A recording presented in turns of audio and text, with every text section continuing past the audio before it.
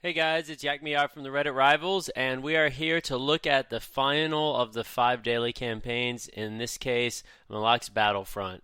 So we're going to go ahead and jump right into things here, and he is the Death Ancient campaign.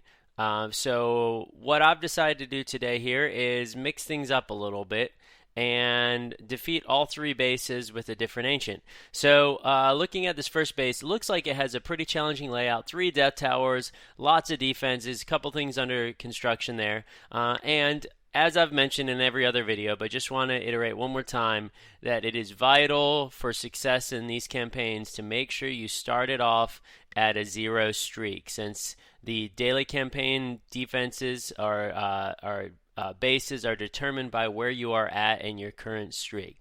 So you can see here using my dragon to take out all these top buildings, the first death tower, and now we've got all this open space. And if we weren't strapped on time, we would have been able to use my dragon to really clear out a large portion of the upper part. My dragon there is tanking from the Death Tower cast, so all of my troops up there are staying nice and fully healed from my paladins, and they're filtering right into the top of the base there without any difficulty. There goes the last Death Tower in the top.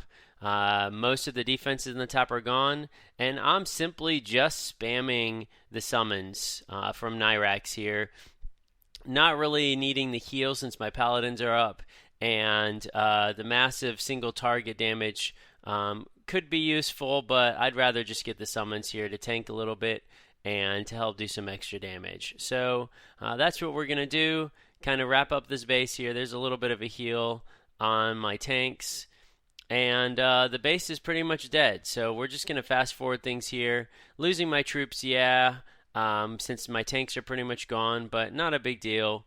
I'm able to get most of the gold, but run out of time before getting those last couple smelters. Alright, so next base here.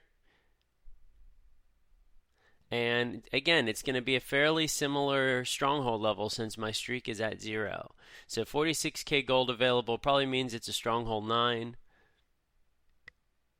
10 in this case.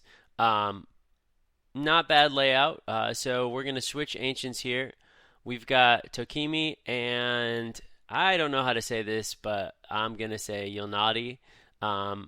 And in this case, I decided to go with Tokimi. Love her first and second abilities, especially against Death Towers. She's pretty good. But in this case, we don't have to worry about that. Drop the dragon again, and so much freedom here to destroy a lot of the base. Again, time is the issue, so we've got to drop our troops at some point before we get too low.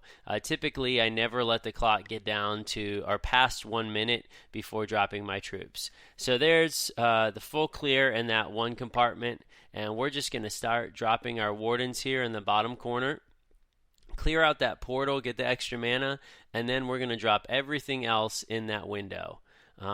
Go ahead and cast the first ability on my troops to give them increased movement and damage, or attack speed, and then cast the second one over the conduit area to slow the attack speed down from those buildings.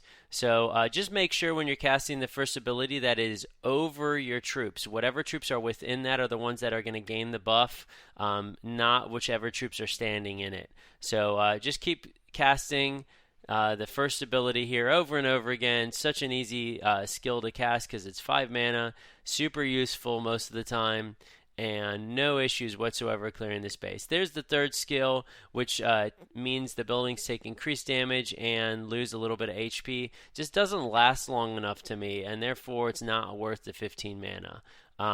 So there you go. Second one is gone, and this time got all the gold and plenty of time to spare. Alright, one more to go here.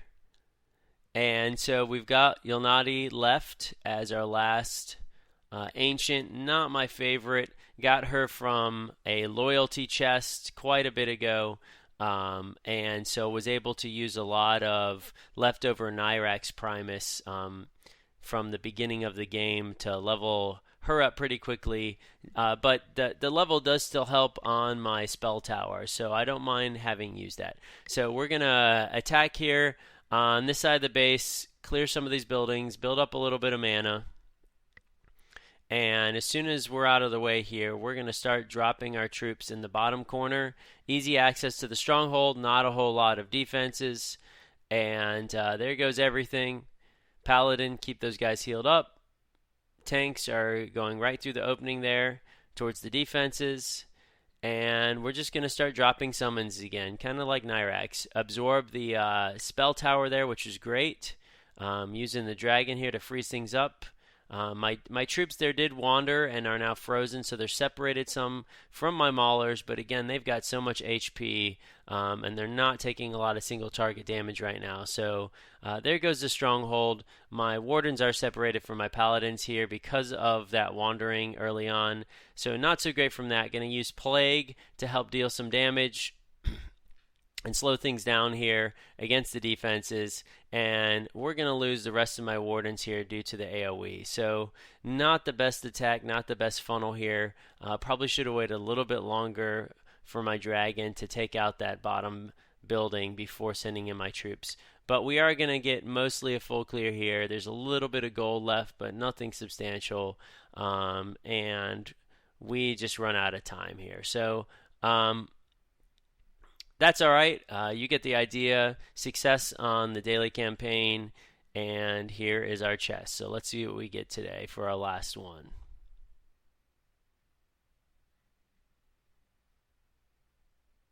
All right, some Death Knights, some summons. So thanks for watching, guys. Hopefully you've taken something useful from all of these daily campaign videos.